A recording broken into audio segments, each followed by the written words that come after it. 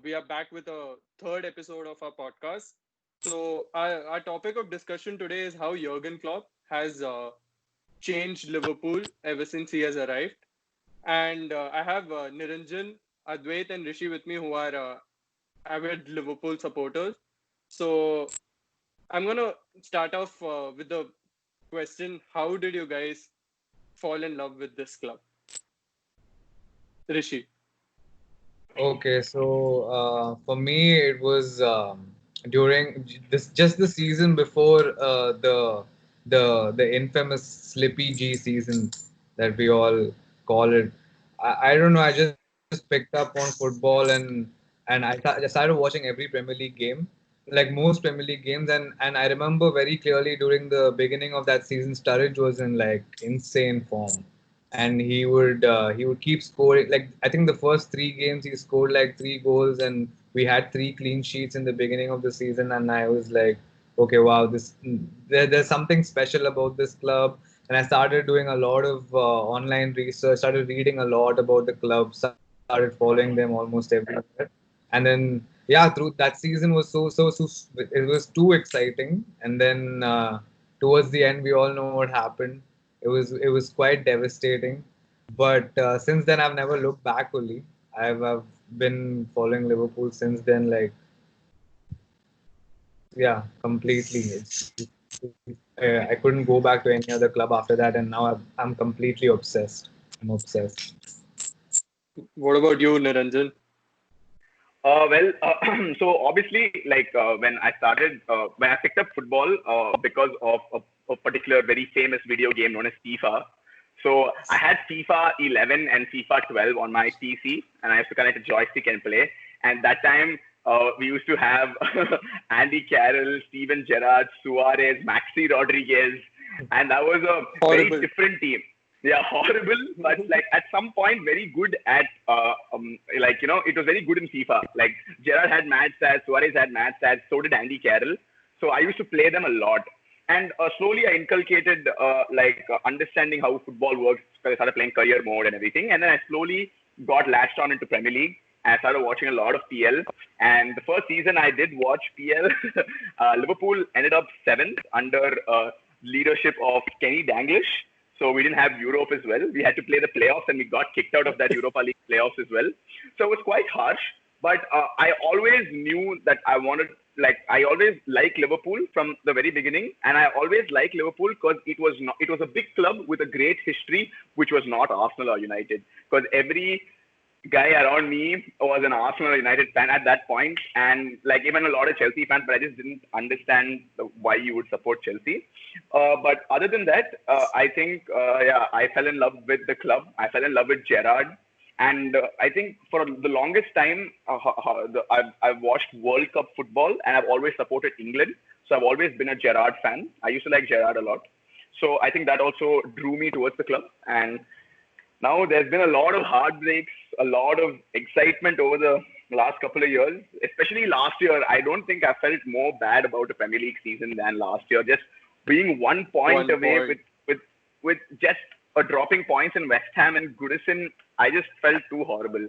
But well, we believed, and this year we've just annihilated the league, man. Like honestly, the league is over. Like there's like all these fans around me, Arsenal fans and Chelsea fans and Leicester. Like no, okay, I don't know any Leicester fan, but like United fans, they're all speaking about numbers on the table. But when I look at them, I just say, bro, for you guys have numbers. For us, it just says C. So I'm too sorted, man.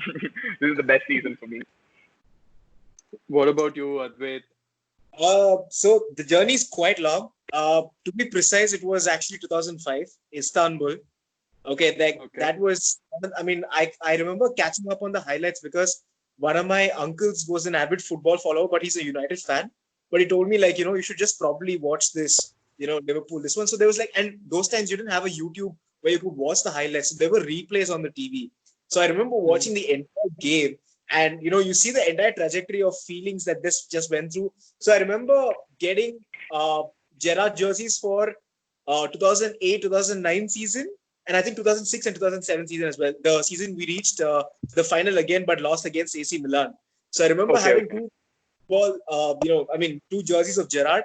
I mean, although I wasn't like clearly following football, I was still, yeah, Liverpool's the club that I should probably support. But then there was a phase again between 2009 to 2013 till the season that we were about to finish, and the entire slip happened. Till that season, I was following cricket so much, but then I thought probably we should start watching football again. And that season we played really well, as Rishi said. Sturridge was extremely exciting. That season was extremely exciting to watch with Suarez. The link up was just amazing. The amount of goals we scored, and every game was like a high scoring game where even we used to concede. So it was a fun affair to follow. But then, yeah, ups and downs, journey has been ups and downs. That's what. So I think I was telling somebody the other day, I asked one of my friends, I mean, which club do you support? And he was like, Arsenal. I was like, the best part of supporting clubs like Liverpool and Arsenal is that it helps you in your character building, that you're ready to take in anything. You will down at halftime. You just don't want to give up. You will keep watching till the fucking 90th minute, man. That's what means supporting clubs like Liverpool. It teaches you the culture of how you can really, be into football, and especially a club, because, all that apart, it has a lot of history that adds a lot of value in terms of why we want to support the club. But what really matters is about the crunch moments that the club has given, like you feel downtrodden and like, you're so out of the picture, but then it gives you hope. Like example, you have the Dortmund game again in the Anfield. That was just mad crazy, game. man. Yeah, that was a great changing point for me, because that was the time I started following every game. Like every game, I used to read up, I used to watch the entire game, used to be on Twitter. That's when the habit started for me. You know what? This is probably where things are probably starting to get better. And yeah, not that I've not had ups and downs. I've had the worst. Niranjan and I caught up on the Champions League final 2 years back, Madrid Liverpool. The I think that Madrid. God, that was Quite heartbreaking is all I can say. I Yeah, was but very convinced when Mane scored, and I was just way too sad. but as Niranjan said, the most heartbreaking thing was last season, because being a Liverpool fan and not being able to win the league, you've done so much, you've played so well, you've reached 98 points, and yet you couldn't win the league. That gave a little bit of doubt, saying, can we ever do it? But this season, we killed it. Like, yeah, I mean, see, to be very honest, 2-3 seasons back, we were talking numbers, because you had the forwards of Mane, Salah, Firmino scoring left, right, and center. So we were talking in terms of numbers, but we didn't have the trophies. Today, we can discard the numbers because we have like more than 4 trophies in about a year. So it's been a great ride, definitely, right? But yeah, it has to hold up. The fortress has to stand. Uh, yeah, that's what I think should happen. I mean, even for me, it all started with how Fernando Torres and Steven Gerrard had their season, and the way they used to link up. I mean, Torres was a huge player for us, just like how Luis Suarez was, or just how Van Dijk signing is right now. I mean, Van Yeah. Dijk signing was something else, but yeah. So for now, I wanna. How did you guys cope up with 2019 and 2014 heartbreak? uh, so for me, after the 2014 heartbreak, like that was this infamous Slippy G heartbreak. For some reason, I just had like there was a surge of hope for some reason. Like I knew there's something special is going to happen with this club. And then I think football kept me occupied the most. Like just following football and then understanding the game, understanding everything that happens behind the scenes in terms of transfers, in terms of talents, and like for me that interest, the interest really like helped me cope with that pain. But when last year happened, when last year was very difficult. Like I'm not going to lie, but obviously last year helped a lot. Like after the Barcelona match, that was a perfect Liverpool moment. That's a certified Liverpool moment, and that completely made me forget anything that happened in the league. Or I didn't give a shit. Like after that, I just didn't want to think about the league. I knew next year we'd have that push, and all the players, everybody just wanted to win the league. After that, I remember watching the parade, and Allison was like, "We have to win the league next year. We are going to make sure we win the league." sure we're going to win the league next year, and it's happened. And that's a very Liverpool thing. I feel like no other club can make you feel that way. I feel like that the Barcelona night is something I can't ever forget. So Rishi here, he was coming back from the US, okay, and we were 3-0 down, and I was like, "What? We're gonna watch the match." So me and my friends, with his sister and mom, planned to go surprise him and pick him up from the airport. And obviously, we were watching the match. There was no scene we weren't watching the match. We were watching the match, and Origi scored, and we lost our shit. And me and this other guy called Adi, we were like, "Oh fuck, it's happening, it's happening." And Adi said, "Just wait, it might happen." And then the first half ended. The first half ended on a very positive note, and then we reached home, and then we sat in front of the TV, eating and just watching. And after that, the next few minutes, I've just never felt that way in the longest of times. Like I don't feel like I feel like that is the reason I was sent here to support this club and to feel that. And like all Barcelona fans have always gloated, have always flexed, and if you say anything to them, they get way too riled. They have the best player in the world, they have the best CDM, they have right now, according to them, the best keeper, they have the best everything. And I just wanted to take 6 Champions League trophies away from them and give it to us. So I was extremely happy when that result came about. So with the entire slip season, I think I coped up with when Klopp joined. I would definitely say, because I was definitely following the exciting work that Klopp did at Dortmund, because that was something that, I mean, the style of football, as everybody speaks, intense, and it's not like something that Mourinho or Conte plays. It's boring, and it's not something. It's not so precise. But Klopp had those kind of tactics that was just going to bring you a lot of excitement. So I was excited about the fact that the football, that kind of intense football, is going to come to Anfield. And on top of it, I know that at least this guy can bring a hope, because Dortmund and Liverpool share a lot of similarities. Because that, I mean, they sing the the fans are very similar. The mentality is similar. Everybody, the club and the fans have the same kind of relationship that Liverpool shares with its fans. So the yellow wall, the cop, there are so many similarities that you can highlight between Dortmund and Liverpool. So I think that mattered a lot. A coach like Klopp, who has dealt with a club like Dortmund, which has intense fans, intense style of football. I knew he could get that and probably replicate it in Liverpool. So that was one coping mechanism for the 2013-2014 season. But the 2019 season, Barcelona game, definitely 100%, because I think that, I was personally going through a rough patch in life at that particular point of time. And that match was definitely something that turned it around for me as well. So, like, that's how much that match matters. And I mean, all of us have told about how that match matters. Everybody lost it. Origi scored, and then we connected to a bigger speaker, because we know it's going to go mad. Anfield's going to go mad. So I remember that night clearly. I mean, I think I didn't sleep till like 11 or 12 in the morning. And then I was trying to watch every player's Instagram account, see if there are videos coming up, and I was waiting for whether Inside Anfield is going to be released within like 12 o'clock that day.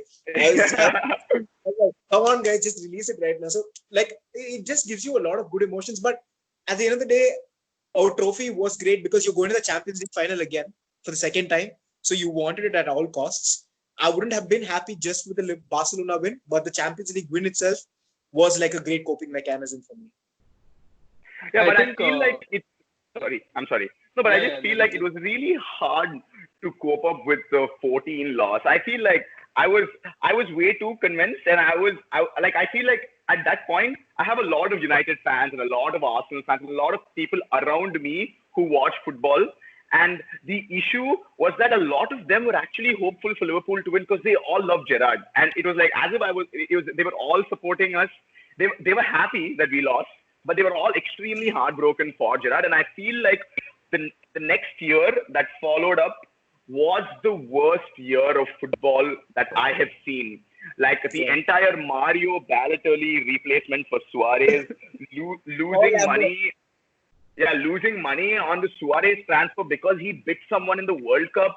Dude, it was a horrible season for Liverpool. The entire release clause was reduced by 35 million because of the Chiellini bite.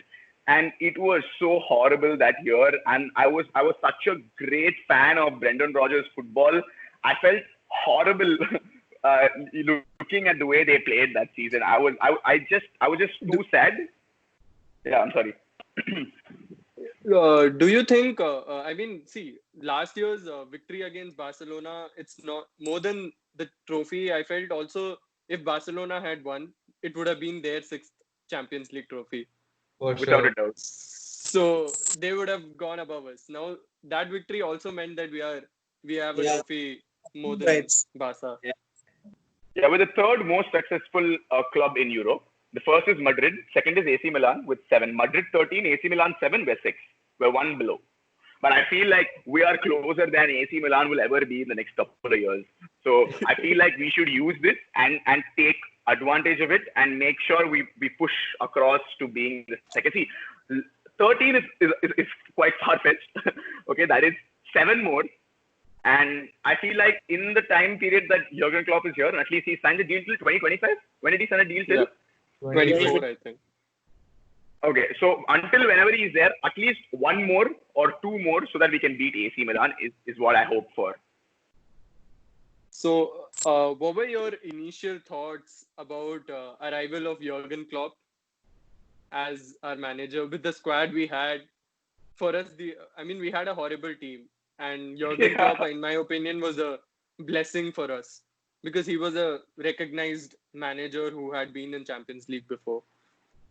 Yeah, as Adhvaidh said, like I used to follow a lot of world football, and obviously, like I think most people, like Jurgen Klopp is such a charismatic character that you just have to focus on him, and you kind of notice how he's involved in everything. So I was like always trying to watch his videos, and I knew Brendan Rodgers' era was going to come to an end. Like I knew that was going to happen at one point. And for me, the replacement had to be only Jurgen Klopp. And I saw a couple of Ancelotti rumors and all of these, Yeah. and I just didn't feel it at all. I knew Jurgen was the man, and I still remember I was in school and I was on my phone. I was just refreshing Instagram or Twitter, whatever, and then Jurgen Klopp signed suddenly out of nowhere. Brendan Rodgers gets sacked like 2 days before that, and I was like, oh my god, it's actually happening. And his whole introduction with his speech. With Everton, and then Rodgers was sacked. Yeah, we drew Yeah. him, and then Rodgers was Yes. sacked immediately. I think within 2 days we signed Jurgen, and his speech, his beginning, like the first interview he had where he said we just need to change from doubters to believers. I knew this is just clicking. Like at that point, I knew this guy was it for us, and I think that's been the most important signing. Like I know Van Dijk and he's a very crucial signing, but without Jurgen Klopp, obviously none of this would have I feel like ever happened. I feel like the ideology of how we were playing the sport only changed once he came in. Like our the way we looked at the sport was different. Like I loved one thing that Jurgen Klopp. The story is that Jurgen Klopp, before signing for Liverpool, one day before he signed for Liverpool, he was in Merseyside, and he was pub trotting, going around pubs in Merseyside, drinking. And like it seems the next day he was like he was so drunk the previous day that when he was signing, he told in the interview that I still felt a burp of that beer. And that's what I like about Klopp. When Klopp comes to a team, it's not only about his tactics and the style of play. He wants to merge himself with the heart of the club. He wanted to go have a drink with the fans. He bridged the gap with the fans. If you guys remember, we were 2-1 down again.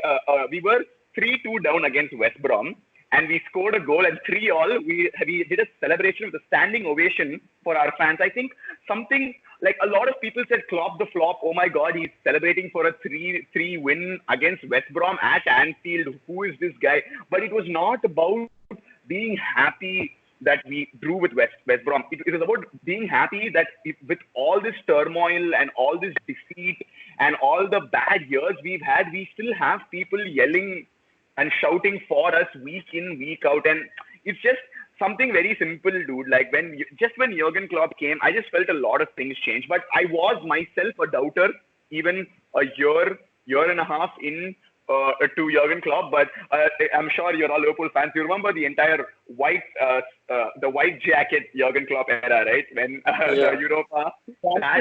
Ever since that season started, I just couldn't like. I was so happy. Like even if people say Klopp the flop, he's not doing anything. I just knew that the guy asked for 4 years in his first interview. The first One Football thing I saw when One Football announced of Jurgen Klopp, where he's doing something weird with his mouth and it says Jurgen Klopp signs for Liverpool.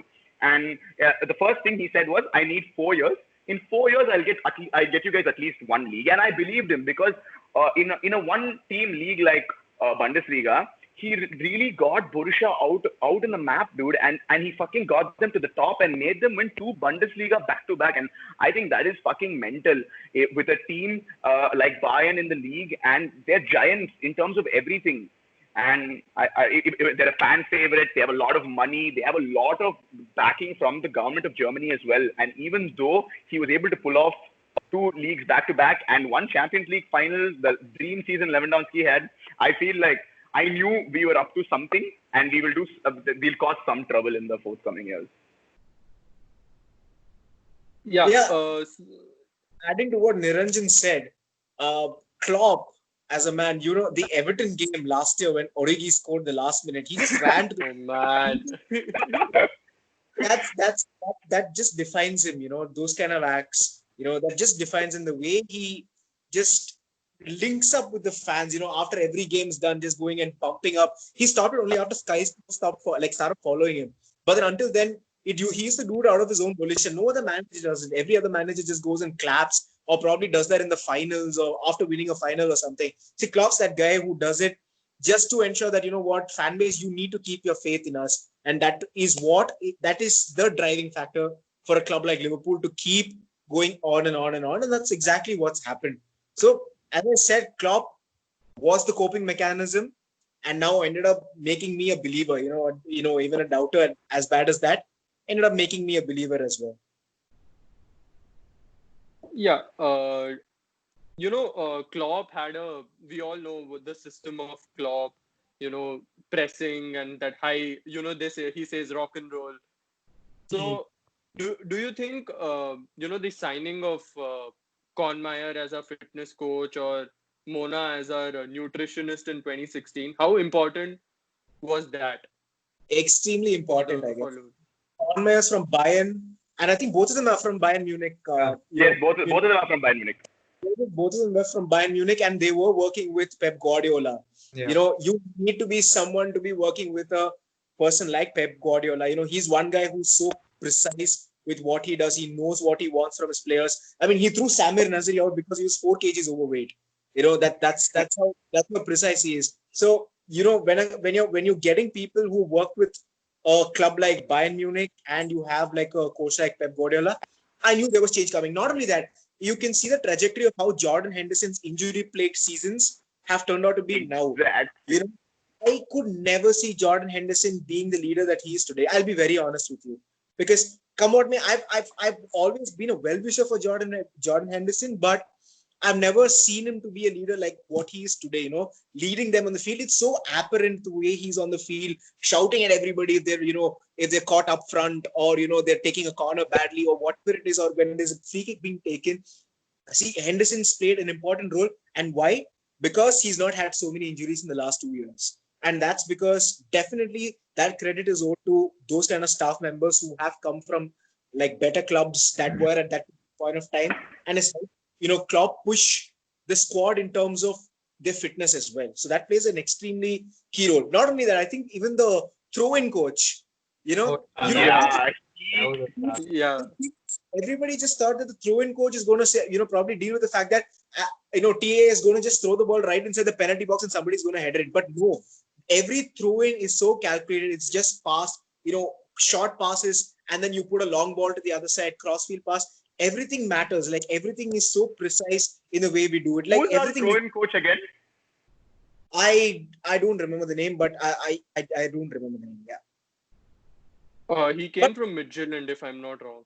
Yeah, he had a few records with throwing ins and stuff, and I think he was signed, and I want to say something else about our fitness and our fitness team. I think we're arguably the most fittest team in the Premier League.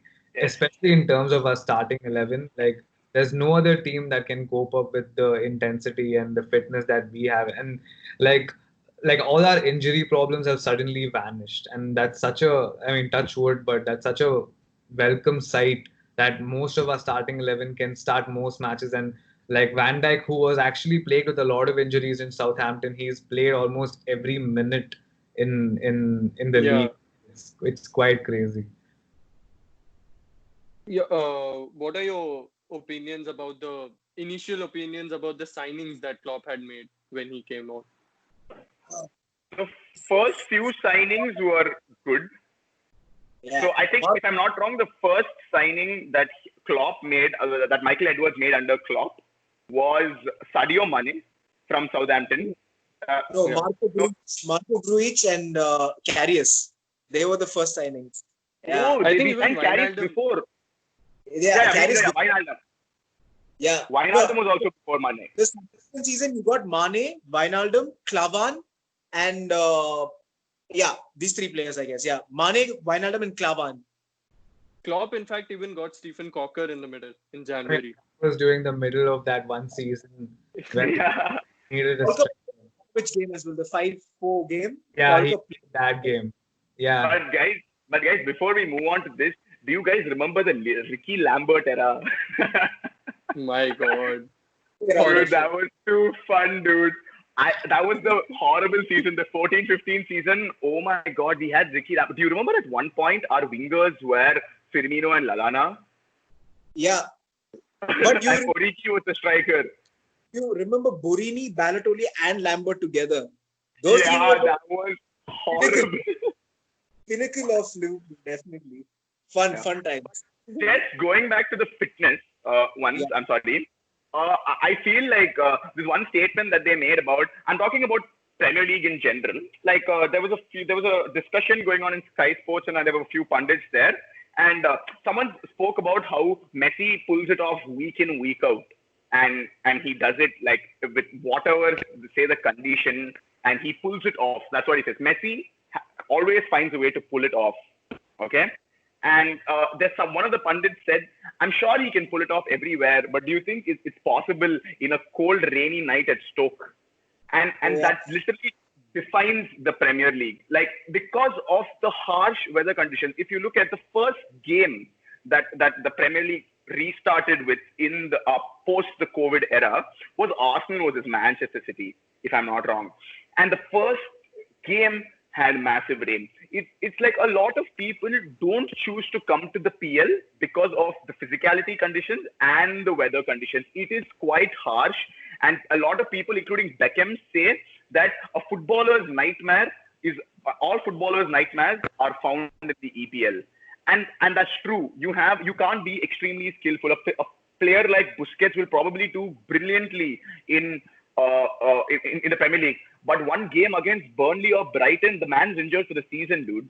Like, you play one match against Sean Dyche, you're gone. Like, the intensity in which they'll come at you for the ball or your leg, even you wouldn't know.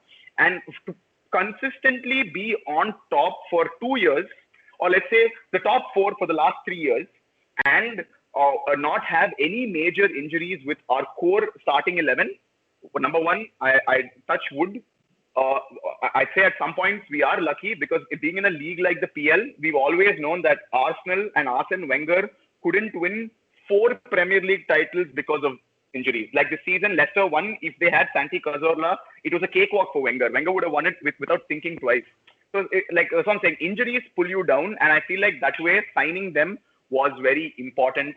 The fitness coach is extremely important to the growth of our team. Yeah. Of course, I mean, I felt that was one of the most, major signings in 2016, along with, players like Sadio Mane, Jorginho Wijnaldum. I'll never forget that Arsenal goal. That was his debut. And, that was mental. Yeah. So after that, how do you rate our signings? So with Sadio Mane, how do you rate all of these signings? Mohamed Salah. I think all of them are like when the rumors started, when Twitter was starting to come up with these rumors, we all were quite underwhelmed. Like, let's be honest, we were underwhelmed. Like with Sadio Mane, and I mean, I've been a fan of big signings, but I knew Klopp was into development of his players, but there's still like that little bit of that little element of being underwhelmed with our signing. But like something about Klopp and his coaching is quite remarkable actually, because all of them are world beaters right now. All of our signings in under the Klopp era have become world beaters. Maybe just a few. I can't. Maybe like Adrian, he has a couple of mistakes. Karius had those couple of mistakes in the Champions League, but Karius actually, in fact, the whole season he was pretty good. Like he was really good in that whole season, and he messed up that finals pretty bad, and that's completely tainted his reputation. But otherwise, I think the signings are super underappreciated. The Klopp signings are super underappreciated. Also, there's this stat about Carriers that I read a year back or something, that without Carriers, we wouldn't have been in the final of the Champions League, it seems, that year. It seems he made so many crucial saves in very important fixtures. I read this, that he blocked a 9-goal shot, which was very decisive in the Roma-Liverpool fixture. I didn't know that. Yeah, I mean, Roma played very well. So I think that looked a horrible save. But that's the only thing that probably Karius could have done, Karius just jumped out of nowhere. Nainggolan had shot it from out of the box. And Karius just like pushed it all of a sudden. But it was heading inside the goal. But it looked really shaky. But imagine Roma with one more away goal. We wouldn't have been through to that final. Yeah. That match. Karius played an important role. He was owning the box throughout the season in Champions League. I'm not saying the Premier League, but in Champions League, he was owning the box, definitely. But then what happened in the final was really unfortunate. In terms of rating Sadio Mane, I think I knew he was an instant hit because we played against Arsenal that season, the first game. We were wearing the black jersey, if I'm not. 4-0. And we won. Yeah, 4-0, 4-1, if I'm not wrong. 4-0, 4-1, yeah. Dude, Mane that season was playing in the right wing, and until Salah came.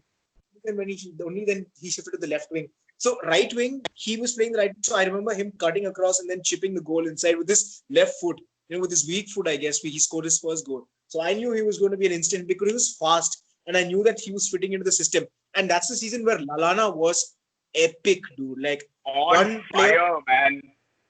I am so sad today that Lallana's leaving. That apart. But signings, Wijnaldum, a number 10, you made him like a number 6, number 8. So you change him as to whatever you do. Players become so versatile. But Wijnaldum scores for Netherlands but doesn't score as much for Liverpool. But that's maybe because of his role. But even then, I think he can do a little better.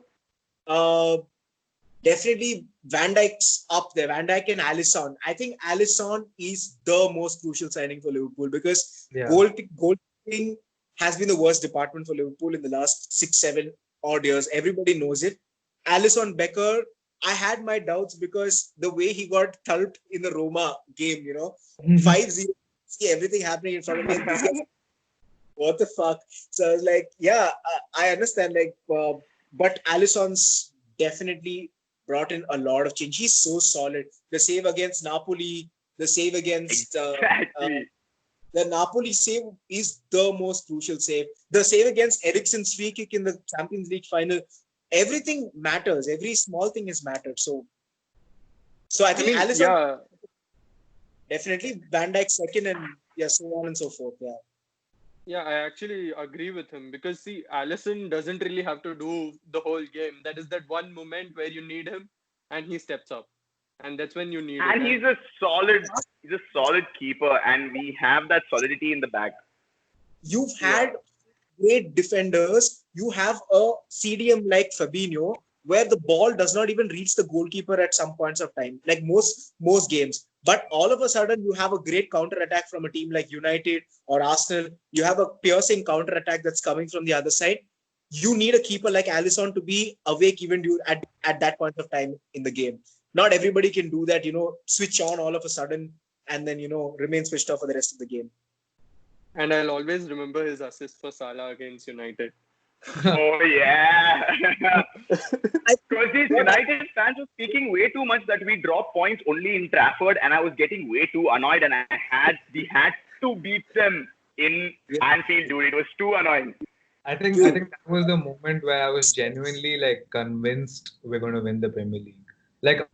I obviously did have my doubts. Like obviously especially after last year, the doubts were even more this year.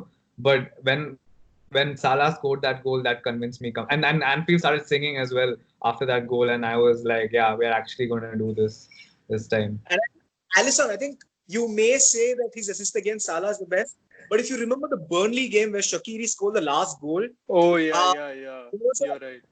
Burnley were really taking the game to us that night. Okay, like after Stoke left, I think Burnley is one team that's really troubled, except maybe the last 2 seasons. But I mean, last season, no, not last season, this season. But until like last season, Burnley was a tough team to beat, man. Really tough team to beat. They were taking the attack to us in the last moments, and Alisson makes a crazy save, just goes outside the line, pushes the ball out and catches it and throws it to Sturridge, and Sturridge makes a pass. See, those are It was crucial things. crazy. Yeah. Wow. Ederson may be better than Alisson in terms of distribution, but Alisson is more conservative, and I think as a keeper, you need to remain conservative at times. Yeah, Edison's mad, dude. Like, Yeah, if you think about it, do you remember that Garcia? He almost killed him. Like, dude, what the fuck? you Like, remember? and then after that, he was smiling. I think the Champions League second leg or the first leg, I think against Sadio Mane was, I think, went and hit Otamendi and it was close to his face. And Ederson went to Yeah. pushing him and started showing his face. I was like, oh God, boss, you have no locus to speak like this because you are bloody crazy on the field. Yeah, but I feel like he turned mad because Sadio Mane booted him on that match, if you remember. Again, two great turning points, you know. The great turning point was loss against City 5-0, then 4-1 against Tottenham. And that's when our records started to flow, you know, like our home, win rates, how we've not been defeated at home in Premier League at all, except for the West Brom game. No, Crystal Palace, not West Brom, Crystal Palace. Palace. The one game that really turned it around is the Liverpool City 4-3 game, definitely.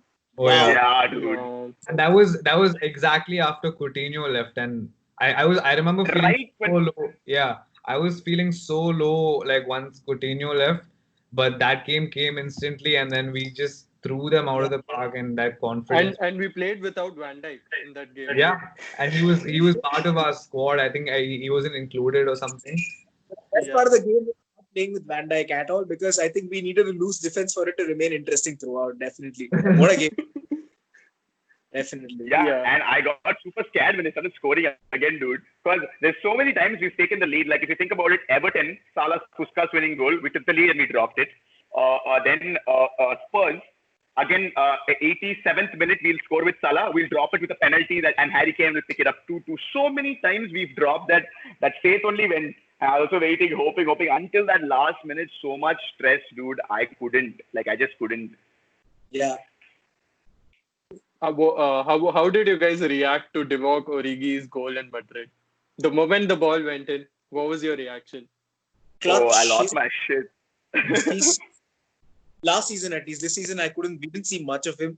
That's sad, rather sad. But last season, he was so clutch. The Newcastle game, Everton game, Barcelona, Tottenham, so many clutch moments. Like, I was like, God, this guy must be going to the greatest psychologist. He did go to a psychologist because he wasn't performing really well the seasons before. And I think, if I'm not wrong, I think he went to the same psychologist as Falcao did before he recovered his form for Monaco. So that psychologist is supposed to be really good. I was like, wow, this is the impact that even mental health has on football, and how a guy can turn around to be so important from being a cold storage. Origi is definitely a Liverpool player because he gives you hope even when he was down, man. That's how it is.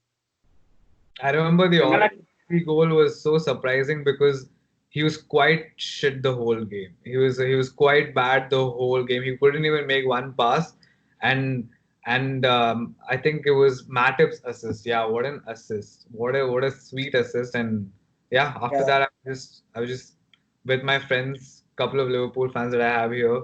We were just up all night. It was too much. It was a crazy fight. I was so drunk. I'm telling you, I can't even imagine. I was drinking throughout. As soon as we scored the first goal, I knew that it was a good night, and I started drinking right then. But I was extremely stressed out. when we were only 1-0 up, and that Son run, that Van Dijk stop, I was so scared. That Eriksen free kick, I was so scared. So many moments put me down, but like I still felt like that day we were playing it very safe. That one day we didn't risk it at all. Like I know Liverpool is a very explosive club in terms of, again, even against City, where we got pulverized 4-0 like a couple of weeks back. When we were 3-0 down, when we were 4-0 down, the way we attacked, we still lost our back four formation where we had the pivot of one like fullback going up, the other following up. We never break the way. But that day, the way our fullbacks held their position throughout the entire game, how Fabinho kept falling back to make that three-man defense, it was too structured. I felt like Klopp said, hey, listen, today I can't lose. It's like, I've lost it a couple of times. I've lost 2 European finals with this team, 3 overall, and I can't. I can't do it one more time. Game management was at its best. I mean, the only other game that I can find similarities to was France-Belgium World Cup semi-final. Like the way France was so precise in how they managed the game. Like Courtois complained about how France wasn't playing football at all. But that's what you require for like finals and semi-finals of such importance, you know. You really need to structure your men and like get game management. Game management was at its best. And Milner, god damn it, how many times, dude, that guy is just brought in to manage a game. You know, everything falls on his shoulder and that guy just takes care of it like a boss. He's such a boss. The Leicester game last season, oh my god, when he comes on and takes a penalty, that was a crazy match. The clearance against Bournemouth this season. I mean, that guy's 33 years old. What's your excuse? Yeah, he cleared against. That guy's 33 years old. I mean, what's your excuse, man? I mean, he's so committed. I mean, you'll find it difficult to replace players like James Milner, Adam Lallana. These are definitely great players that you're going to find really difficult to replace, I guess. Also, I felt that James. Sorry. It's okay. It's okay. Yeah. You continue. But I felt that James Milner. Okay, maybe you just finish it. I'll ask you. So what I wanted to say was like about our signings is that there's something very interesting that I read was that we tend to sign players that are they go through a lot of background checks, and most of our players are like super strong in their head, like they're characters, they're naturally motivated players. Do you get what I mean? Like there are so many clubs that are tainted by some of these egoistic characters that might pull some players down, pull some players. But here, like the recruitment with Klopp and how he selected his players, how he wants us to be, they're very, very naturally motivated, naturally focused players, and that's a very important element I feel in like modern football. Like we don't find a lot of non-egotistic characters on the field these days, and our current Liverpool team is really, really humble. Like the likes of Mo Salah and Sadio Mane, these are like humble lads. Like they're undoubtedly the best players in the world right now, and they still remain so humble. It's quite crazy. I feel like over the course of the years, I'm sorry, Adhvaidh, I'm sorry. Please go on. No, I feel like over the course of the years, I feel like, according to me, the most important signing might have just been Andy Robertson. Like, I'm just telling you, for 8 million from Hull, for a 24-year-old beat down fullback to come and win the Champions League is just too much, dude. Like, and the intensity he brought into the game and that consistency we had Alberto Moreno and James Milner filling up for that position. And then we found Andy Robertson. He's a stamina merchant. Like, he's too good. Like, you guys remember the run against Manchester City? Yeah, dude. Everybody used to By the way, Spurs are still dropping points against Bournemouth. It's 0-0. Yes, I mean, Pochettino shouldn't have been sacked, but that apart, yeah. But Adhvaidh, you were saying something. Sorry. I was saying, Andy Robertson, working class hero, dude. Like left back was a position, dude. Really problematic position. Yeah, I think he would be second. Thanks for pointing out. I mean, I forgot Andy Robertson was a part of the fix, but great man. What a player. Robertson, definitely. Yeah, up there with Alisson and Van Dijk, 100%. How do you guys rate this season and last season's performance? Who was a top performer according to you people? I feel like for me, I'll just sorry, anyone can pick it up. I'll just like Okay, you go ahead. Ninja. Go ahead. so I feel like last year for me personally was in the Premier League week in week out wise was two players for me. One was Alexander Arnold. Trent was very immense for me in last year's gameplay. Like he was very important for a lot of fixtures, and I feel like the style of football we played last year and this year, at least last year, would have been impossible without Bobby Firmino. Like I feel Bobby, like the other day, Niranjan Rishi was speaking, and I was telling him that people are complaining about how he doesn't have stats and doesn't have goals and everything. But that day, Rishi told me something that is actually very important. Bobby is the system. Like you cannot forget Exactly. that we play gegenpress because of Firmino and because of his extremely insane work rate, his out of the box dummies, the times he just lets the ball roll past him, his flicks, his I don't know, everything is just too He beautiful to did it watch. It's like yesterday. He exactly did with it the yesterday chamber pass. against Brighton. Exactly. And he's just too good. Week in, week out, he can come and make sure that he doesn't care. He's understood what football is. Towards the end of the day, we see Ronaldo and Messi and people playing for their career, Jamie Vardy, there were a lot of people. But he's understood that at the end of the day, it is a team sport. It doesn't matter if you get a golden boot, but it matters if you win the fucking PL. And he's given himself to the team. Like, I feel like from when he's come in from the Brendan Rodgers era to now, I feel like the most exponential growth can be without a doubt Bobby Firmino, according to me, and he's just brilliant, dude. Bobby is so integral to the team. And I think I concur with Ninja with respect to last year. It's Bobby and Trent Alexander-Arnold and Robertson. I think the three of them played extremely good role because you had Salah and Mane winning the golden boots together. And these three players, definitely, that is Firmino, Robertson, and TA, they played an extremely key role. And I think they were the most important part of the system in terms of how the forwards scored last year. This season, I think I would go once again with Mane. He's been so important, so clutch. Yeah. Again, Mane's been great this season. And Henderson. So Yeah, these two Henderson players, is Man. this See the season, face? Henderson, the best. Definitely. Yeah. He's got a great shuffle. We saw it. We saw it when he lifted the Champions League. We'll see Yeah. it soon.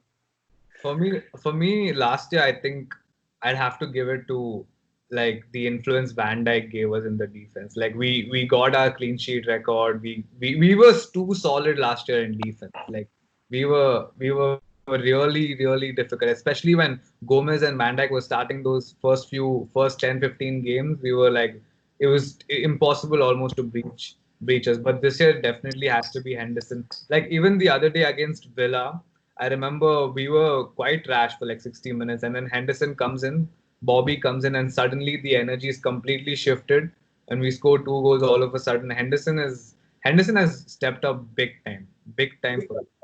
I think the change in Henderson's game has come after Fabinho came in, 100%. For sure. Because Fabinho takes his comfortable position. Henderson's playing the attacking midfielder that he wants to be from the right side.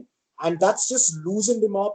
He's been in the right place. You take the assist that he's delivered during the City game, like that was Henderson's peak. You can see that the guy is back up there, definitely. I feel like what Rishi said here is very extremely important. I feel like the clean sheet record that we attained last season would have been impossible without Van Dijk. And I feel like we cannot deny that football is a team sport and every member of the team is important. But Van Dijk had great impact on our defense. And one more thing that we were speaking about Mane's performance this season. People say that he's been quite shaky after the restart. But please, if you want to speak about Mane and this season's performance, I just have one match for you. Just please go and check out Aston Villa Liverpool, where Mane got one assist in the 87th minute and one goal in the 93rd minute. Come on, that is just winning fucking mentality, dude. And it is just too difficult to attain. Clinical, so clinical. His finishing was so pathetic, I think 2 years back. The season just Salah had just come in, and I think he wasn't really comfortable with the left wing. But if he's become so clinical in about a year or two, you can just see the impact that the coach has on the player. Ultimately, like the way he finishes is just changed, man. Definitely, Mane has been so important. I think Mane is a player who has, helped us when we needed the goal desperately, especially the way he scored against Norwich, the way he opened up against Aston Villa, last week. So I think he has been fantastic. But then for me, my favorite performer this year has to be Jordan Henderson. The way he led the team, the way he bossed the midfield and controlled the momentum of the game. True beast. True, very true. What do you guys think about the youngsters we have? Exciting, man. That's one word I would say. Like, I remember watching the first I'm still saying it as Capital One Cup, but Carabao Cup. Yeah, it's because see that's again one. I think that's one drawback of Klopp that if we can possibly get to discuss.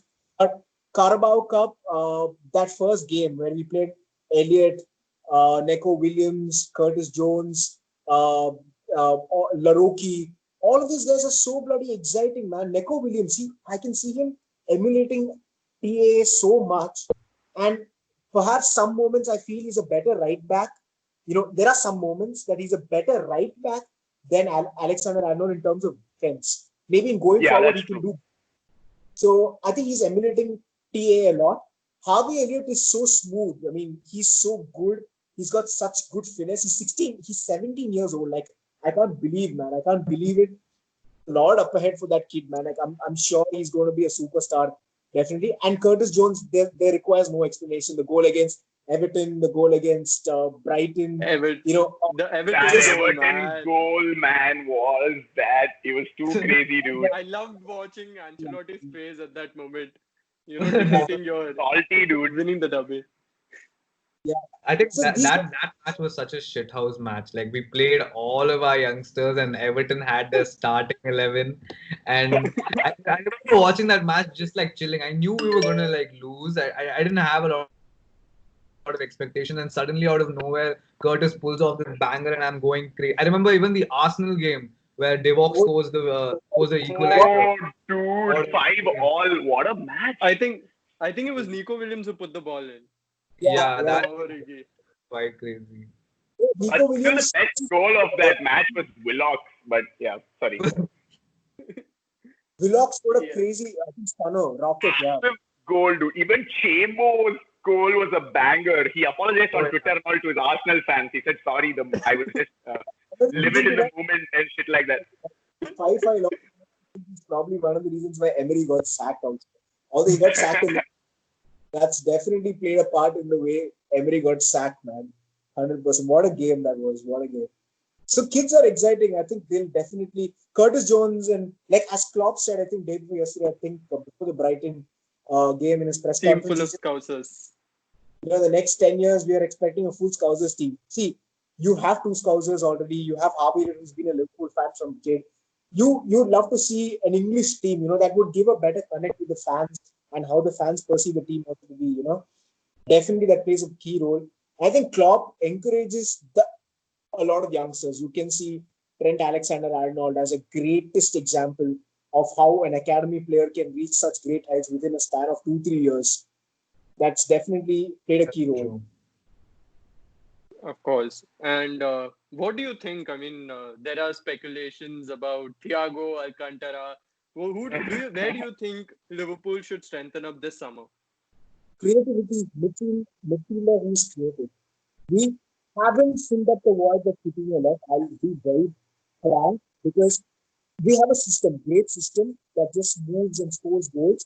But there are again matches where the game against Everton, that's the greatest example, you just can't break it. You have Ancelotti, a manager like Ancelotti or Conte or maybe Mourinho on certain days. You have managers where the teams are set up so well, or Sean Dyche, where you just can't break the team. And for that, you need someone who's damn creative. And at this particular point of time, you wanted Chamberlain to step up, but unfortunately, Chamberlain is not really stepping up his game. I mean, it's unfortunate. He's a great player, no doubt about it. So much energy, such goal scoring finesse. He has all of that. But you really need a player who's creative. And Thiago will definitely destroy the system, according to me, because he's slow, injury plagued, and as some articles said, it would definitely destroy what Klopp's created in the club. So you should go for a younger, creative midfielder whom we can try getting in the market. That we'll have to see.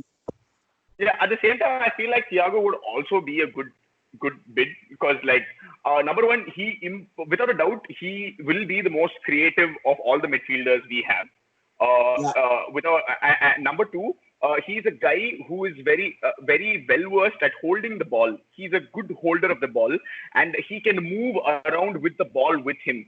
So I feel like he's done that for so many years for Bayern and Spain that we need to have that one person who always holds on to the ball when we are in a dire situation, and he's extremely skillful.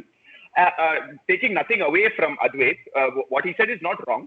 Obviously, it might kill what we stand for today, but I just don't mind having an addition like Alcantara, who's not only skillful and very good with the ball, but also extremely experienced in terms of big matches.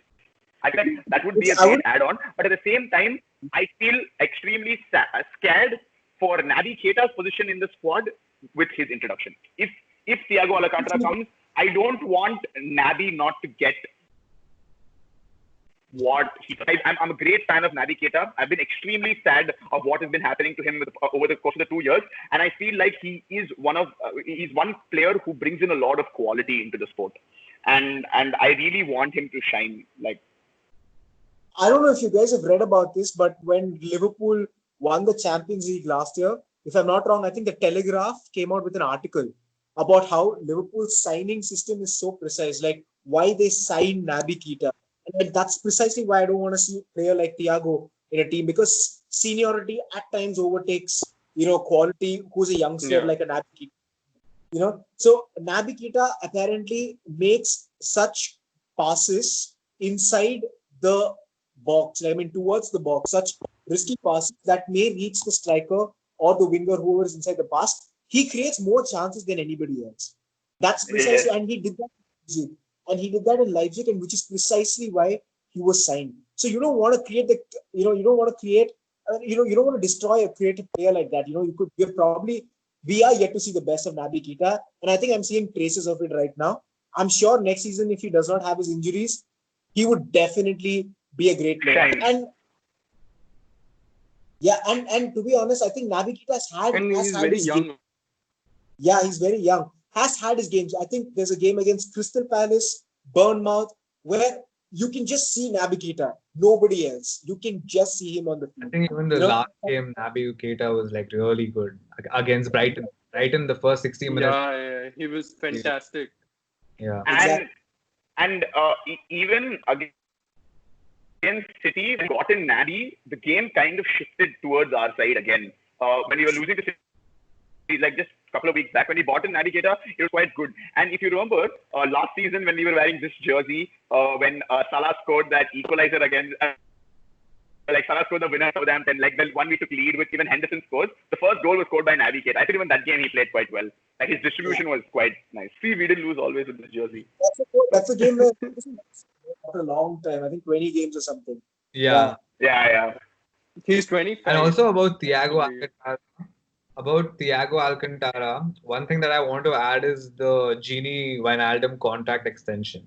So he's not signed his contract yet, and there are rumors that he might just play his contract and he might leave for another club to play in a club that has a better role for him, more attacking role for him, and maybe getting Thiago in his place to just settle things down, to rotate things more. Maybe that could help because he is good at holding the ball, like Ninja said. He's really good at that. He's really good at breaking the lines. Like he can break defensive lines like too easily. Like I've seen a lot of compilations of that. And obviously we all know like Thiago has that quality in him, like to attack.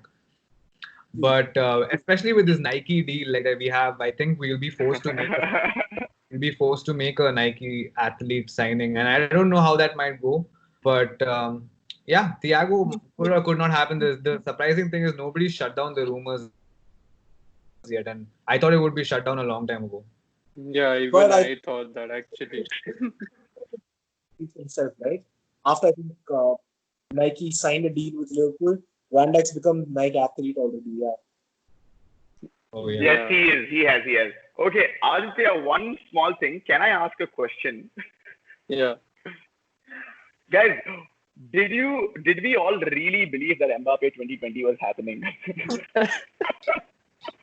I see him going to Can Messi. we? I thought the same thing when he said, Nike will get a Nike player. The first thing that came to my mind was Mbappe 2020. So I was with Rishi one day and he was explaining to me the entire Mbappe 2020 and the deal with Nike. He was explaining to me like on a different magnitude, dude. We were so sold out about it. Well, a year down the line, we have the Premier League, but still no Mbappe. But I just wanted to put that across. I think Mbappe is just too expensive right now. He's Too just Yeah, expensive. actually. Like, otherwise he would fit like a glove in our system. Like he would be perfect. He would Craziest too. Neymar to Liverpool, dude. I would say shit, no chance, man. No bloody chance. What the hell? we don't need a player like Neymar. And also, if you remember last time Liverpool was PSG, Mane schooled Neymar with that step over, if you remember. Yeah, You know, that's- maybe if we want to sign a Nike player, we can get Kevin De Bruyne after oh this. man, please. I would love please. it. He's Guys, a I'm sorry to fucking be a Liverpool bummer. fan also. Yeah, he's a Liverpool fan also. Guys, I'm very sorry to be a bummer. I have 1% battery left on my phone and it's going to die. Yeah, okay. So thank you guys, all three of you. Thank you so much for Thank you, being Aditya. with me. so much. And yeah, so I hope we keep the trophy in Anfield next year. Yes, boys. And do you guys have one word for FSG?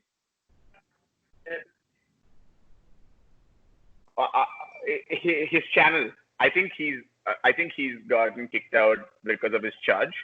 But well, all I would like to say is that shout out to FSG and thank you for having us here.